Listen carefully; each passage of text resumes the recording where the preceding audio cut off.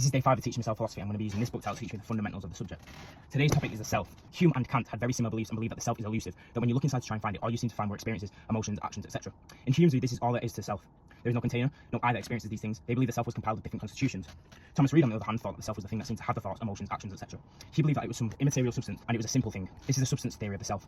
Hume's view is called the bundle theory. He believes that the self are these bundles of experiences, and the illusion of the self actually just comes from the resemblance between the successive experiences and the cause and effect relationship between them. Kant's theory can be called the transcendental unity of apperception. Although it may sound confusing, I think it's fairly simple, and I actually like this theory. It is that the self is just a structured, organised role the mind plays, in which it places itself as the centre of interpretation of experience in order to perceive the world coherently. Then there's a no-ownership theory, in which people believe that there is no real self. Wittgenstein produced this theory through examining grammar and the way we refer to I, such as I have toothache. To be honest, the book didn't go into loads of detail about this, so I don't feel comfortable explaining it in detail. So these are the theories of what the self actually is, but what about the self over time and after death?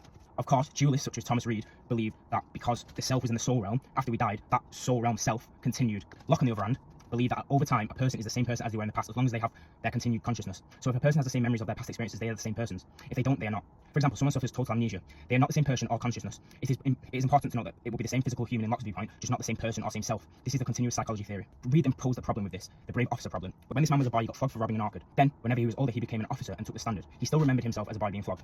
Later on, he becomes a general. But when he is a general, he remembers becoming an officer and taking the standard, but doesn't remember being a boy being flogged.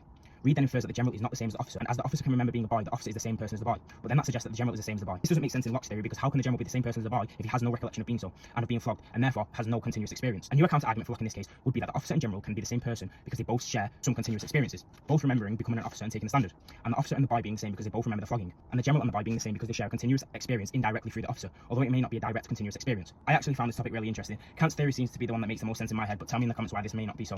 Please like and follow.